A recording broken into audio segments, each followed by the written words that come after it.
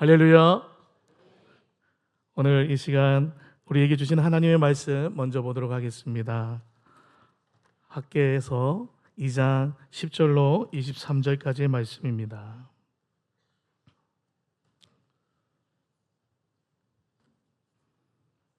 학개서 2장 10절로 23절까지의 말씀 다 찾으셨으면 우리 준비된 영상으로 말씀을 듣고 보겠습니다.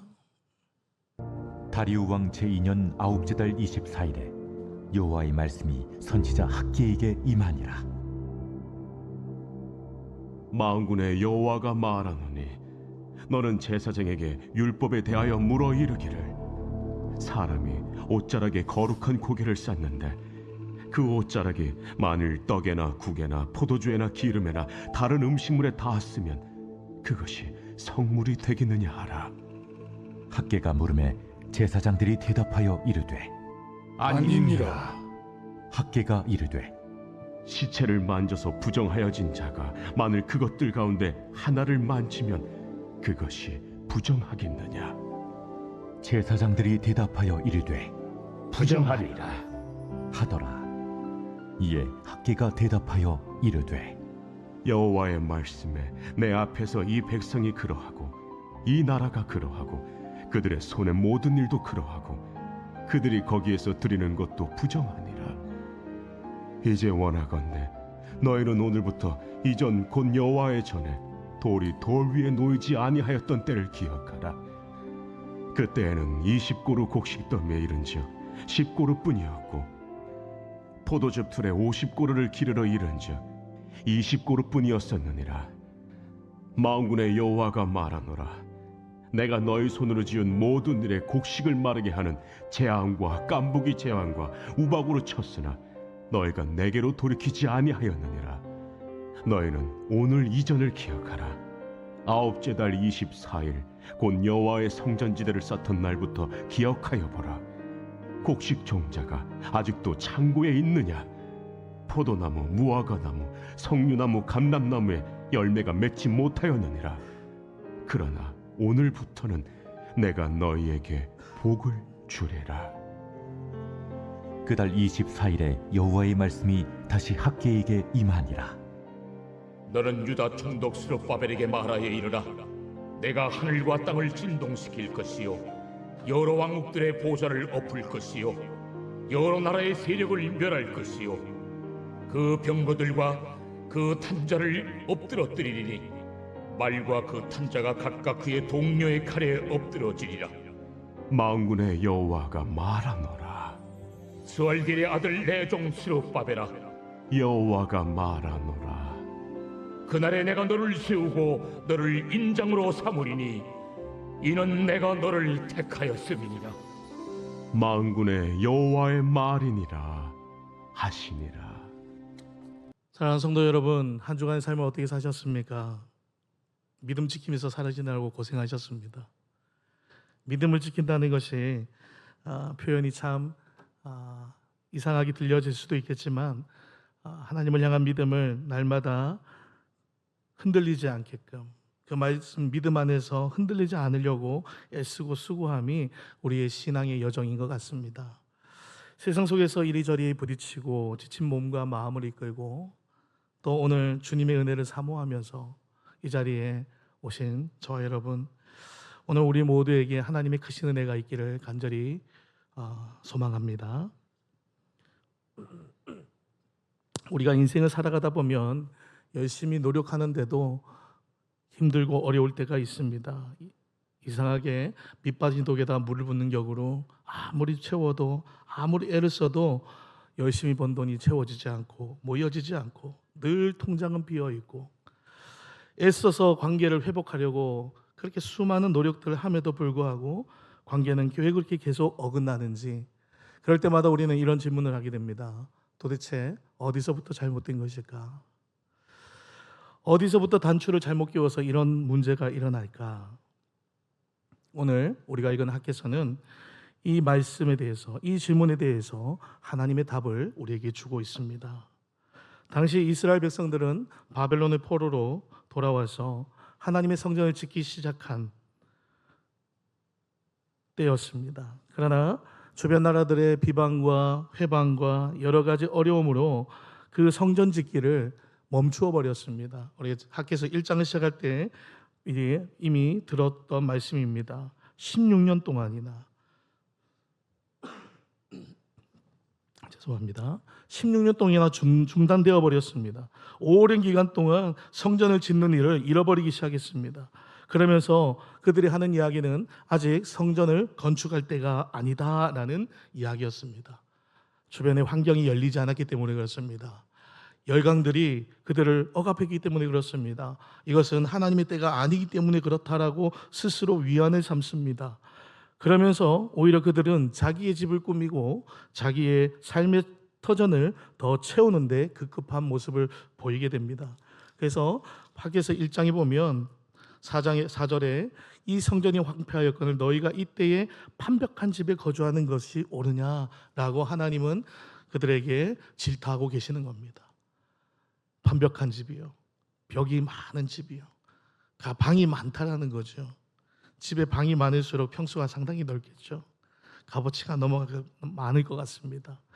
자기의 집은 넓히면서 자기의 삶은 자리는 더 넓혀가면서 하나님의 성전을 짓는 것을 잃어버린 세대, 이 세대를 향하여서 오늘 하나님은 학개를 통해서 그들이 무엇을 해야 하는지, 지금 그들이 그렇게 애를 써도 되지 않고 힘을 다하여도 삶이 어긋나는 이유가 무엇인지 다시 한번 알려주고 계신다라는 겁니다. 우선순위가 뒤바뀐 삶이라는 거죠. 무엇이 옳습니까? 무엇이 옳습니까? 1장 4절에는 옳으냐라고 물으면서 이건 옳지 않다라는 겁니다. 너의 삶의 자리를 더 넉넉하게 만드는 것, 너의 삶의 터전을 더 화려하게 꾸미는 것, 그것이 옳지 않다라는 겁니다. 그러면 무엇이 옳습니까?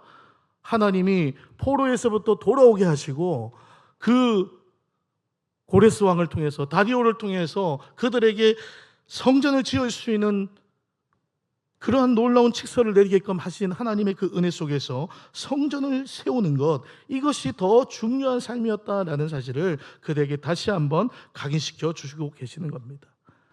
그런 중에 오늘 본문은 선지자 학개를 통해서 주신 네 번째의 말씀입니다. 하나님은 성전 재건을 다시 시작하는 이 이스라엘 백성에게 나타나셔서 말씀합니다. 그들을 꾸짖으시고 그들에게 말씀하시니까 그들이 변화가 일어났습니다. 다시 성전을 짓기로 결단하는 거지요. 그렇게 2달쯤 지났을 때에 하나님이 이 학개를 통해서 이스라엘 백성에게 뭐라고 말씀하시냐면 너희의 무너진 영적 영토를 점검하라라고 말씀하고 있습니다. 오늘 이 말씀은 우리의 무너진 우선순위가 회복하고 하나님이 약속하신 복을 누리는 은혜가 되기를 축복합니다. 첫 번째, 거룩은 물들지 않습니다. 거룩은 물들지 않습니다. 그러나요, 부정한 것은요, 정결하지 않는 것은 전염성이 강하다라는 거예요. 오늘 하나님께서 학개를 통해서 제사장들에게 율법에 대해서 질문하라고 합니다. 2가지의 질문이었습니다. 첫 번째 질문은 이겁니다. 어떤 사람이 거룩한 고기를 옷자락에 쌌는데 그 옷자락이 다른 음식에 닿으면 그 음식도 거룩해지겠느냐라는 겁니다. 여러분, 거룩한 고기가 무엇입니까? 하나님 앞에 드리고 남은 고기, 하나님 앞에 드렸던 제사된 고기, 그것을 옷자락에 쌌다라는 거예요. 그리고 가져가는 중에 다른 국이나 여러 가지 음식물, 거기에 옷자락이 하나 스쳤는데 이 거룩한 고기로 인해서 그 옷자락이 그 옷자락에 묻은 다른 음식들이 거룩해질까라고 묻는 겁니다. 제사장의 대답은 무엇입니까? 아닙니다. 거룩한 것을 접촉한다고 해서 저절로 거룩해지지는 않는다라는 거예요. 거룩은요, 그냥 되어지는 것이 아닙니다. 거룩은 수고가 필요하고 훈련이 필요합니다. 그보다 더 중요한 것은 거룩한 일을 바라봐야 하는 것입니다. 할렐루야. 참된 거룩하신 분이 누구십니까? 우리 하나님 한 분밖에 없습니다. 거룩은 구별되어진다라고 우리가 그렇게 잘 알고 있지 않습니까? 거룩한 것은, 거룩한 삶은 하나님께 속한 삶이어야 하는 겁니다. 다른 것이 그 거룩한 어떠한 것을 터치했다고 거룩해지지 않는 것입니다. 그 안에 들어가는 삶이어야 되는 것입니다. 그런데 2번째 질문이 무엇이냐 했더니 시체를 만져서 부정해진 사람이 다른 물건을 만지면 그 물건도 부정해지겠느냐라는 거죠. 앞에 질문과 좀 반대되지만 똑같은 내용의 질문입니다. 거룩한 걸 가지고 거룩한 걸 품고 가다가 다른 걸 터치했는데 그 다른 것이 거룩해지느냐? 아니라고 대답했어요. 부정한 것을 만졌던 이가 다른 물건을 만지면 부정해지겠느냐? 여러분 대답은 무엇입니까? 성경에 분명히 기록되어 있지 않습니까? 제사장이 그렇다라고 합니다. 부정해진다라는 거예요. 여러분 오늘 이 말씀을 왜 이스라엘 백성이 하나님의 학계를 통해서 말씀하실까요? 앞서서 먼저 제가 말씀드렸습니다. 뭐라고요? 무너진 영적 영토를 점검하라는 거예요. 지금 이스라엘 백성이 가지고 있는 그 마음의 중심, 그 거룩성을 다시 회복하라라는 말씀인 것입니다. 거룩하지 못한 그들의 삶의 자리, 마음가짐, 삶의 연습된 반복된 습관들, 여러분 이것으로부터 떠나기를 원하시는 것입니다. 이 부정한 것은요, 전염성이 너무 강하다는 거예요. 우리 안에 욕심이 잉태하면 뭘 낳는다고 합니까? 죄를 낳고요. 죄가 장성한 즉 뭐가 돼요? 사망을 낳는다라고요. 우리 안에 부정한 그 하나가 딱 들어왔을 때에 그것이 가만히 놔두면요, 누룩처럼 퍼져서 우리 온몸을 부정하게 만든다라는 겁니다. 오늘 우리의 삶 속에 이러한 부정한 것들이 무엇인지를 발견하는 그러한 은혜가 있기를 소망합니다. 하나님이 당연한 이 율법의 이치를 왜 제사장들에게 물었을까? 14절에 그 핵심이 나와 있습니다. 14절입니다.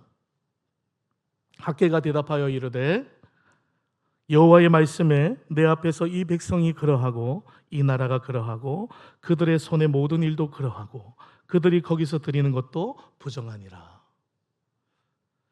이스라엘 백성이 지금 하나님 앞에 성전을 짓겠다라고 다시 마음을 고쳐잡고 시작하고 있습니다. 그런데 하나님이 지금 이 백성이 내 앞에서 그러하다라는 겁니다. 이미 부정한 상태였다라는 거예요. 부정한 마음을 가져 있었고 부정한 삶의 자리를 살고 있었다라는 것입니다.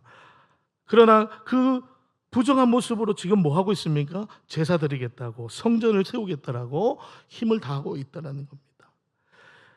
이것은 당시 이스라엘 백성의 심각한 착각을 꼬집어서 말씀하고 있는 겁니다.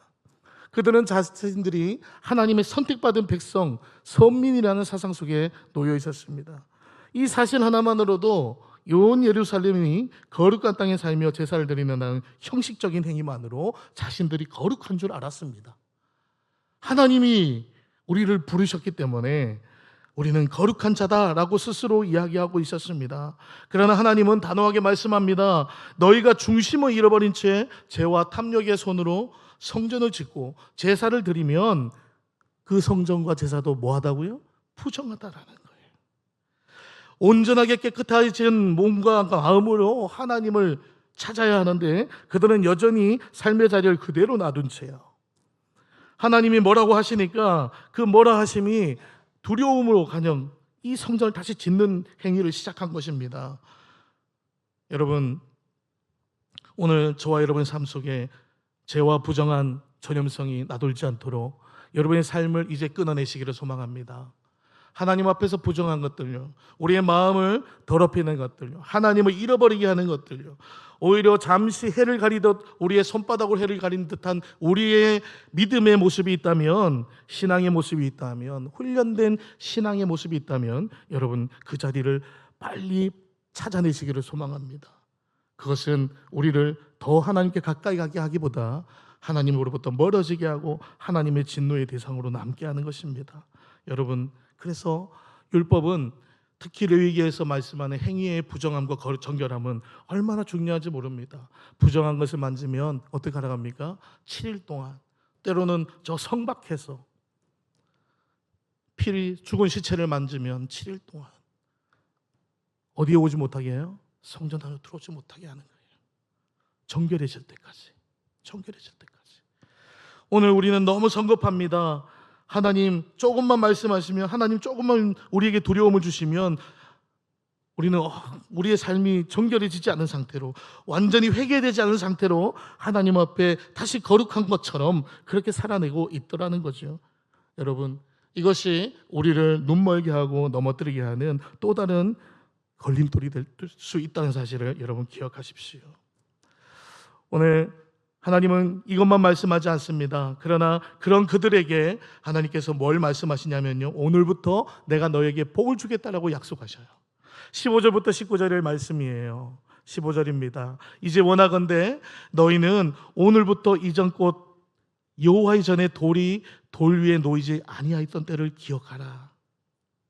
기억하라고 얘기합니다. 중요한 단어입니다. 기억하고 오늘부터. 오늘 이전 일을 기억하라. 너희는 오늘부터 이전에 추억해보라고 말씀합니다. 언제입니까? 성전지대를 쌓기 전에 여러분 그들이 어떤 삶이었냐?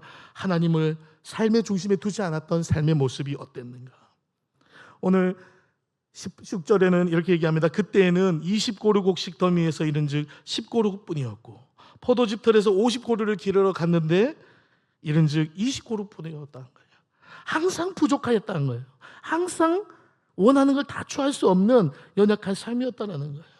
게다가 깐부기 재앙과 해충 또 우박으로 손으로 하는 모든 일이 다 끊어졌다는 거예요. 그때가 왜 그랬습니까? 하나님이 그들의 삶을 막으셨기 때문에 그렇습니다. 성전을 짓는 것을 멈춘 그들, 돌 위에 돌이 세워지지 않은 그때 하나님은 그들의 삶을 막으셨어요. 그들을 곤란스럽게 만들려고 합니까? 그들을 어려운 삶으로 내모시는 이유가 하나님의 직구주이십니까? 그렇지 않습니다. 하나님을 다시 알게끔, 하나님 앞에 다시 돌아오게끔, 성전을 짓는 행위가 중요한 것이 아니라 그들의 마음의 중심이 중요했기 때문에 그렇습니다. 여러분, 출애굽했던 당시에 이스라엘 백성은 그 요단강 앞에서 가나안 땅을 정탐하고 그들을 보면서 뭐라고 합니까? 자기 자신을 메뚜기 같다라고 얘기합니다. 그들은 기골이 장대하고 그들이 가진 문화는 철기 문화고 그들 앞에서 우리는 아무것도 아니고 하나님이 비록 저 바로의 손에서 우리를 구원하셨지만 우리는 여기에 비하니 아무것도 아닙니다라고 자기 자신을 겸손하게 낮춘 것이 아니라 나를 구원하신 하나님을 우습게 만들어버린 저들, 그들은 그곳에서 40년을 훈련받습니다. 하나님이 그들을 그 가나안 땅에 들여보내지 못하시기 때문에 40년을 기다리게 하셨습니까? 그 가나안 땅을 정복할 수 있는 수많은 장비와 문화를 기르게 하시려고 그렇게 하셨습니까? 그렇지 않습니다. 무엇 때문에 그렇게 하셨습니까? 그 안에 불신과 원망과 하나님을 알지 못하는 여전히 430년 노예되었던 그 삶의 근성을 끊어내시기를 원하셨던 것입니다. 하나님을 바라볼 수 있는, 온전히 하나님만 바라볼 수 있는 하나님의 자녀로 만들기 위해서 돌판에 10계명을 새겨서 그들에게 주셨습니다. 그 계명을 마음판에 새기라고 합니다. 할렐루야. 하나님이 하나님 되심을 기억하고 다른 것이 그들의 마음을 두렵게 만들거나 눈을 가리워서 하나님 없이 하는 삶을 살지 않도록 그들을 훈련시키는 길이 시간이 40년이었습니다. 오늘 이스라엘 백성이 다시 하나님의 말씀을 들려짐으로 인해서 성전을 짓기 시작하는 저들에게 오늘 경고하시면서 또한 축복하시는 것은 이전 것을 기억하라는 거예요. 성전을 짓는 것을 멈추었을 때, 하나님을 바라보는 것을 멈추었을 때, 여러분 생각해 보십시오. 70년의 그 수많은 노예 생활 중에요, 포로 생활 중에 성전을 잃어버린 것뿐만 아니라 삶의 터전을 이전당했습니다. 페르시아로, 오바스로, 아수르로 이스라엘에 살지 못하게 했단 말이에요. 그런데 하나님께서 그 열강들의 왕들의 마음을 변화시켜서 그들을 자기의 삶의 터전으로 돌아오게 하고 그곳에서 오히려 신앙의 근본되는 성전까지 짓게끔 허락하셨어요. 그들은 아마 환희에 찼을 겁니다. 역시 우리 하나님, 능력의 하나님, 마치 430년 노예 생활 속에서 홍해를 가리시면서 그들을 구원하셨던 하나님을 찬양하듯이 아마 믿음이 절정에 올랐을 겁니다. 그런데 그 성전을 짓기 시작할 때, 그 믿음의 절정 가운데 있을 때 또 옆에서 수많은 민족들이, 열강들이 더 억압하고 통제하고 비난하고 고소하고 고발하니까요, 하나님 잃어버린 거예요. 마치 가나안 땅 정탐하고 저들의 귀골이 장대함을 보고 하나님의 능력을 무시했던 것처럼, 그때가 바로 16년 동안 멈추었던 때입니다. 하나님은 이들에게 그때를 기억하라는 겁니다. 너희가 그때 어떠했던가, 그의 삶이, 너희들의 삶이 어떠했던가, 하나님이 너희의 삶을 막고 원하셨던 건 다시 나를 바라보라 라는 말씀이었다는 겁니다. 여러분, 그렇게 말씀하시면서 하나님이 오늘 저들에게 이야기합니다. 내가 너희에게 복을 주리라. 19절 하반절에 그렇게 말씀합니다. 그러나 오늘부터는 뭐 하겠다고요? 내가 너에게 복을 주리라. 할렐루야. 하나님은 우리에게 절망과 연단과 고통만 주시지 않습니다. 절망은 주지 않으셔요. 절망은 저희 실수예요. 하나님 우리에게 시련과 고통과 연단만, 오래 참음만 원하지 않습니다. 반드시 갚으시고 반드시 회복시키신다는 사실입니다.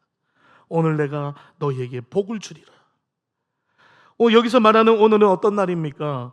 백성들이 죄를 깨닫고 돌이켜서 무너졌던 성전의 기초를 다시 놓기 시작한 바로 그 날입니다. 성전의 기초를 쌓기 시작한 2달 만에 하나님께서 학계를 통해서 이 말씀하는 거예요. 오늘부터 내가 너에게 복을 주리라. 아직 창고에는 곡식이 없습니다. 포도나무와 무화과나무와 석류나무와 감람나무에 열매가 맺혀지지 않았습니다. 눈에 보이는 변화는 아무것도 없습니다. 그런데 그런 여전히 삶이 가난하고 형편없는 그 삶 속에서 하나님은 오늘부터 내가 너에게 복을 주리라 말씀하는 거예요. 여러분, 우리가 이 말씀을 들었다고 생각을 해보십시오. 그러면 아마 당장 내 통장의 잔고를 한번 볼지도 모르겠습니다. 나와 관계가 어그러진 사람을 만나러 갈지도 모르겠습니다. 바로 회복되어졌는지. 그러고는 또 실망하겠죠. 하나님 아직 안 해주셨네. 하나님 어떻게 내가 기도 이렇게 하는데 하나님 바로 변화가 안 일어납니까? 아니에요. 오늘 이 말씀, 오늘부터 내게 복을 주리라 이 말씀은 미래형으로 약속한 것이지만 조건이 바뀌거나 환경이 좋아져서 복을 주시는 것이 아니라는 거예요. 우리는 환경을 보면서 하나님이 복이 임했는지 찾아봅니다. 그러나 하나님은 환경을 통해서 복을 주시는 것이 아니라 이스라엘 백성이 하나님의 중심의 삶으로 유턴했을 때 그것이 바로 복이다라는 거예요. 믿음으로 고백하십니까?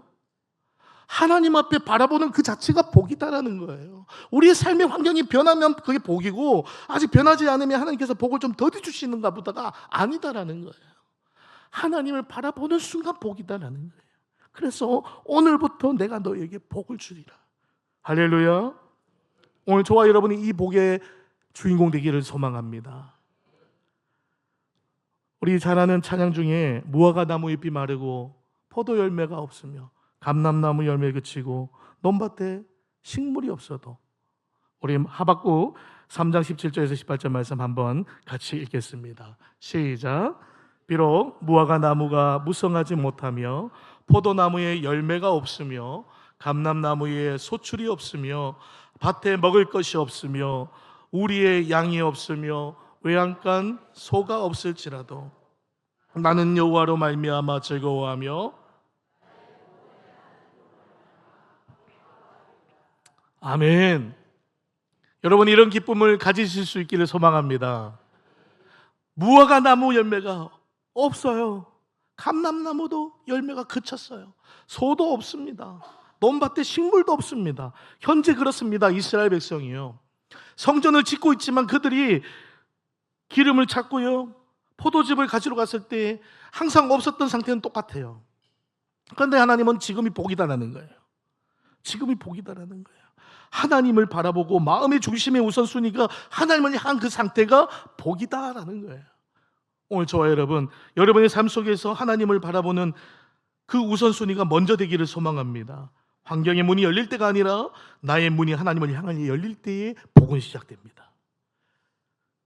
혹시 지금 손에 쥔 것이 없고 창고가 비어있고 그러십니까? 그렇다면 오늘 이 밤에 기도하시기를 소망합니다. 기도는 내 시선을 하나님께로 향하는 첫걸음인 줄로 믿습니다. 내 환경을 바라보고 한숨 짓고 집에 가서 싸움하는 것이 아니라 원망하고 질파하는, 하나님을 향해서 하나님 제가 이렇습니다라고 고백하는 그 순간 복의 시작인 줄로 믿습니다. 마지막 20절에는 하나님께서 이 성전 건축의 총책임자인 스룹바벨을 향해서 축복하는 약속입니다. 하나님이 택하여서 인장반지로 삼으시겠다 약속합니다. 여러분, 이 약속은 비단 스룹바벨에게만 향한 것이 아닙니다. 오늘 저와 여러분을 향한 약속입니다. 성전을 건축하고, 할렐루야, 제 예배를 회복하는 사람이 누구입니까? 교회를 세우는 사람이 누구입니까? 저와 여러분입니다. 오늘 그런 교회를 세우고 성전을 회복하는 그 모두에게 주신 하나님의 영적인 약속인 것입니다. 인장반지를 삼으시겠다는 거예요. 22절에 보면 하나님께서 여러 세상들을 흔들어 버리신다고 말씀해요. 그 보좌를 엎으신다고 말해요. 군대와 병거들을 무너뜨리겠다고 말합니다. 세상의 권세는 영원할 것 같지만 영원하지 않습니다. 하나님께서 무너뜨리시고 하나님께서 흔들어 버리면 한순간에 잿더미처럼 무너지는 것이 이 세상의 영광인 것입니다. 그러나 이러한 상황 속에서도 하나님은 스룹바벨에게 오늘 우리에게 뭐라고 말씀하시냐면 23절 말씀입니다. 만군의 여호와가 말하노라 스알디엘의 아들 내 종 스룹바벨아 여호와가 말하노라 그날에 내가 너를 세우고 너를 인장으로 삼으리니 이는 내가 너를 택하였음이니라 만군의 여호와의 말이니라 하시니라. 할렐루야. 여러분, 인장 반지가 뭘까요? 인장 반지는 왕이 끼는 반지입니다. 우리나라로 따지면 옥새, 국새 같은 거죠. 인장 반지가 있으면 어떤 역할을 합니까? 인장 반지를 가진 자는 절대적인 권세를 가지는 겁니다. 왕의 절대적인 권세, 신뢰, 이걸 상징하는 것입니다.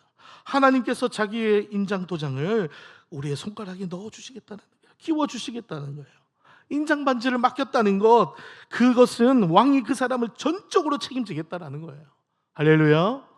스룹바벨에게 오늘 그 약속을 하시는 거예요. 성전을 건축하고 총괄하는 이 스룹바벨, 어떤 사람입니까? 당시에 페르시아 제국의 일개 식민지의 총독에 불과합니다. 물론 서민에 의하면, 서민의 눈으로 보면 총독은 어마어마합니다. 무서운 권력을 가진 자입니다. 그런데 제국인 페르시아 입장에서는 언제든지 내칠 수 있는, 마치 등잔 밑에 바람 밑에 뭐라고 표현해야 되나요? 호롱불이라고요.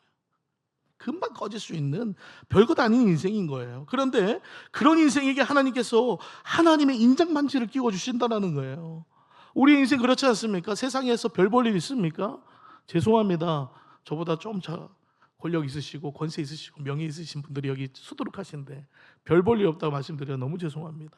그러나 이 세상에 한낱 인생 속에서 아무리 화려해도 하나님의 영광이 미치지 못합니다. 오늘 하나님께서 하나님의 영광의 인장반지를 우리의 손에 끼워주신 줄로 믿습니다. 어떤 사람에게 그렇습니까? 자기의 삶 속에서 부정한 것을 끊어내고요, 정결한 하나님을 향하여서 눈을 들어 그 마음의 중심을 하나님께 옮기는 자에게 그렇다는 것입니다. 오늘 이것이 바로 우리가 받을 참된 복의 최종점입니다. 하나님을 바라보는 그 순간부터 오늘 내가 너에게 복을 주리라 하셨던 하나님의 말씀이 마지막에는 인장반지를 끼워주시면서 하늘의 권세와 능력을 부어주시는 거예요. 저는 이 말씀을 보면서요, 마태복음 28장 18절로 20절 말씀에 지상명령이 생각났습니다. 쭉 나오다가 마지막에 예수님께서 뭐라고 말씀합니까? 세상 끝날까지 뭐 하시겠다고요? 항상 함께 있으리라. 할렐루야. 예수님께서 우리와 함께 하시면 이것이 인장반지 아닙니까? 우리의 능력이 하나님께로부터 오는데요, 예수님이 우리와 함께 하신다는 사실이에요. 언제요? 주님을 바라볼 때. 주님을 바라볼 때. 오늘 이 밤에 기도하실 때 하나님, 내 삶에 무너진 우선순위를 회복하게 하여 주옵소서 기도하기를 소망합니다. 주님은 내 삶의 가장 첫 자리에 주님을 모실 수 있게 하여 주옵소서 기도하시기를 소망합니다. 하나님이 주시는 인장반지에 그 권세, 그 능력, 그 은혜를 누리면서 살아가는 삶, 여러분, 내 통장의 잔고는 마르고 관계는 자꾸 무너져도 하나님이 나와 함께 하시면, 여러분, 그럴 수 있습니까? 얼마나 기쁠까요? 얼마나 감사할까요? 얼마나 행복할까요? 세상은 줄 수 없는 기쁨, 그래서 평안을 주노라, 너에게 주노라, 세상이 알 수 없는 평안을 너에게 준다라고 예수님께서, 저는 얼마나 감사한지 모르겠습니다. 그 도마, 믿음이 약했던 도마에게 예수님께서 나타나실 때 뭐라고 하냐고요? 평안하라, 평안하라 말씀하세요. 갈릴리 바닷가에서 그 파도가 배를 삼키려고 할 때 예수님께서 물 위를 걸어오시면서 제자들에게 뭐라고 하십니까? 두려워 마라, 내니 두려워 말라, 평안하라, 평안하라. 오늘 저와 여러분이 주님 앞에 우리의 마음의 중심을 바꾸고 우리 안에 부정한 것을 끊어내고 주님을 바라봄으로 말미암아 평강의 삶을 살아내는 저와 여러분 다 되기를 간절히 축원합니다. 함께 기도하기를 원합니다.